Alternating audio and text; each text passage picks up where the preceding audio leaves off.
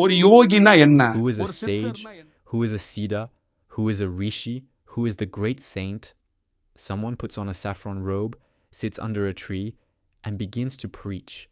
Over time, people from Hinduism hear it, Christians hear it, Muslims hear it, generation after generation.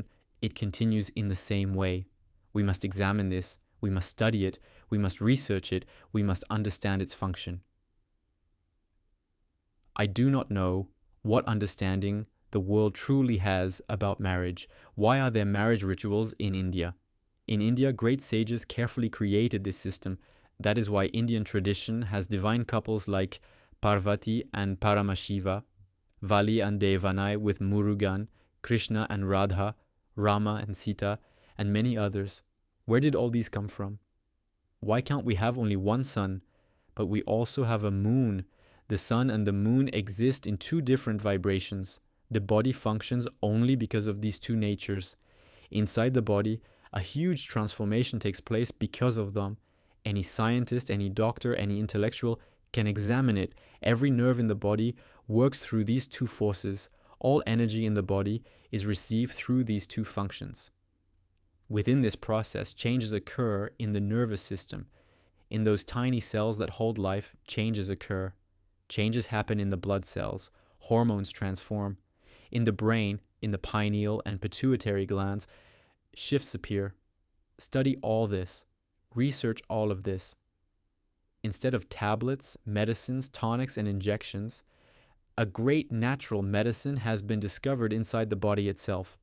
From nature, the energy a human truly needs is already available. You do not have to search for it outside. You don't need to scoop medicine with your hand. You don't need to pluck a leaf. You don't need to cut a root. Nature has poured medicine abundantly, but you do not discover it. You do not search for it. You do not use it. And that is the greatest sorrow. Why a leaf? Why a root? You don't need folk medicine. You don't need any medicine. With just the air, with the vast open space around you, you can extract the energy needed for the body. Isn't that what a yogi does? A sage says, I drink the nectar. How does he drink nectar? Does he really drink it or not?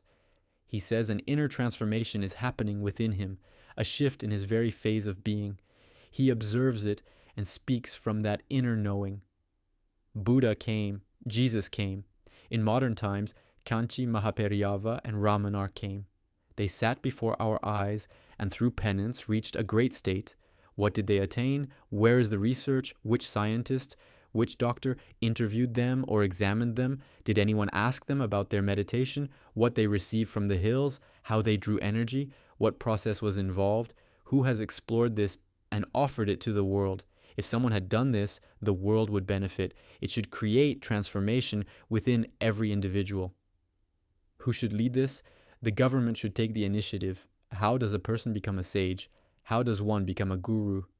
It is not like a teacher who simply follows a syllabus. One does not become a sage by learning Sanskrit, studying the Vedas, reciting mantras, bathing twice a day, wearing the sacred thread, and being a vegetarian. That alone does not make him a guru.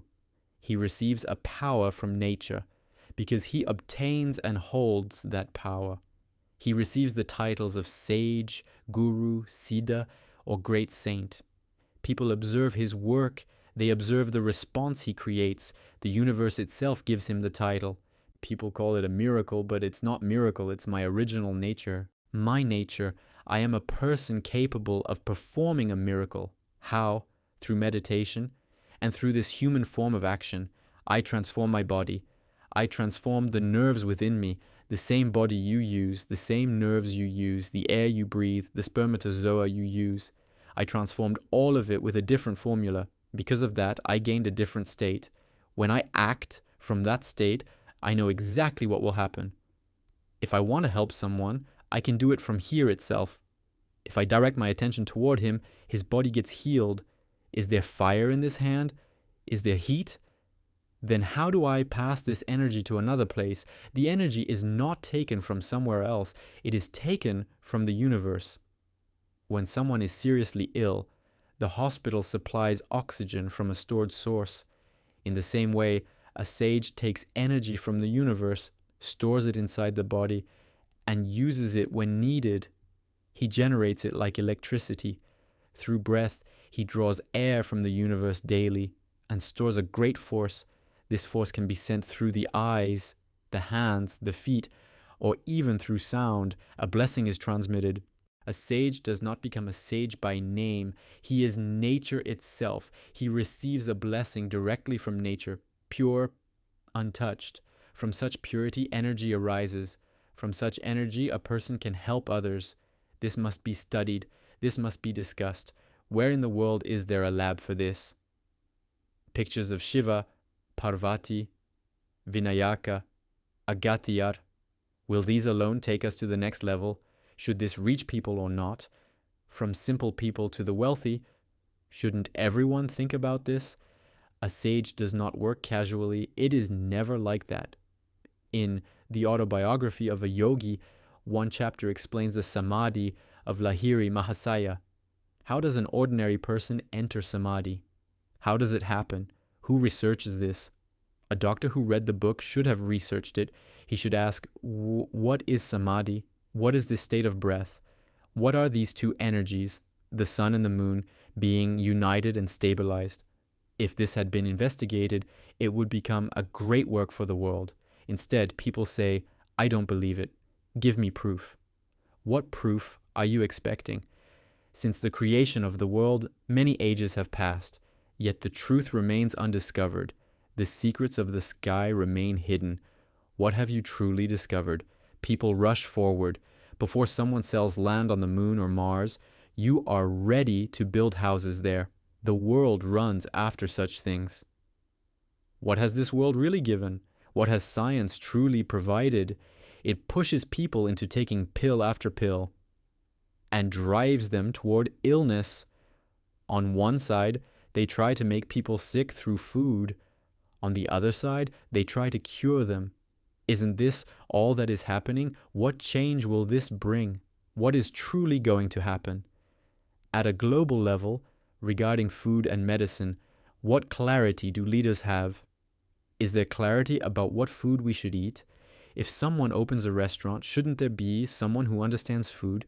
Shouldn't there be a standard to know whether food is good or harmful? There must be a strong framework, but the standard you created is not correct. The medical system is also not correct. Understand the body. Tell me, has any sage ever taken medicine for a disease? They never touch medicines. Their medicine was air. Their energy came from that. Lahiri Mahasaya openly declared this. A person died and he revived him. Whether it is true or not, the history is written. It should be analyzed, not mocked. He gave his disciple castor oil with trust. How can castor oil ignite life?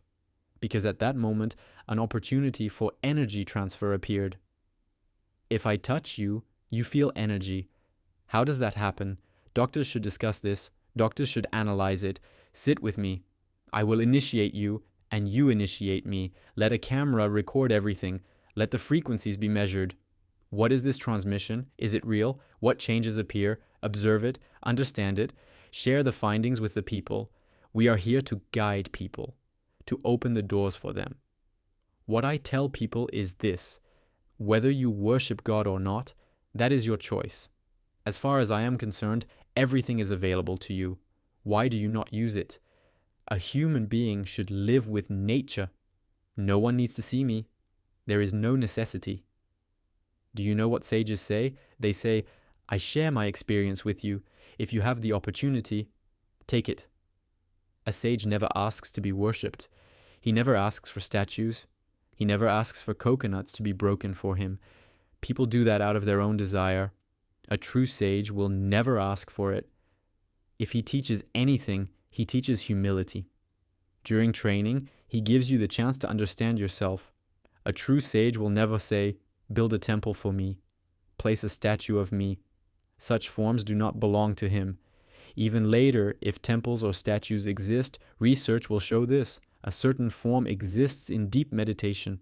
The statue is only a reminder of that, nothing more.